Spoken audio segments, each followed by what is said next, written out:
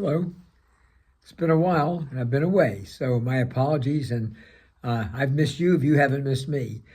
This week I'm hearing a lot about the budget deficit, about the new tax bill, about trade or deficits and trade policies, and how they're having an effect on the economy. And I know if you're thinking about buying or if you're an agent working in the market, you kind of wonder just kind of where the market's going. And I think it's really important for us to try to build some stability into our analysis of where we are and where we're going.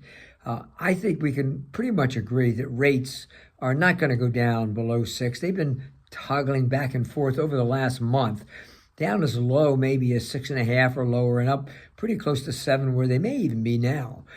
I did a little bit of a calculation to see really where does that leave us in terms of a buyer and how it costs, and whether this is a prudent thing to wait for the rates to change or stabilize.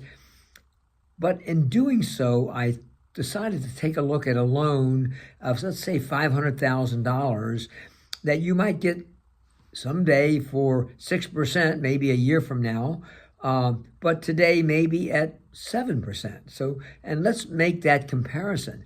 If you were to borrow $500,000, the full amount maybe of your purchase price, your payment difference for the year between 6 and 7 would be about $3,400. Not an insignificant amount. That's about $340 a month. And nobody really wants to throw that away. But do remember, that is interest that you are at least able to deduct. However, if that house appreciates 5% over the next year, that difference in that is $25,000. So that house would cost you $25,000 more. Even if it went up only 2%, that would be $10,000 in comparison to a $3,400 differential.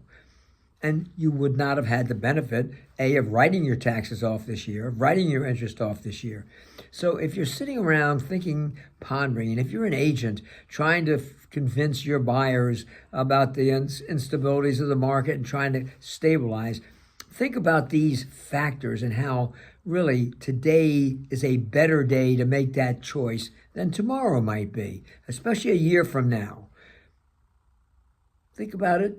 Analyze it and understand. Even now with the tax bill that is possibly going to come out, they're going to probably raise the deduction for taxes to probably $40,000 or $30,000 from $10,000. So it even means your real estate taxes will probably be 100% deductible, added on to the benefit of owning, and that probably will affect this year. My guess, nobody knows this. Who can read the marketplace? And I know this is a long-winded message, but I think I had a lot to say, and I think it's useful for you to consider this. Today, the market is actually better than it's going to be for you a year from now because there's more properties coming on the market, but there's still a sense of appreciation in this market area. Just a thought. John Brennan, Brennan Title. Take care.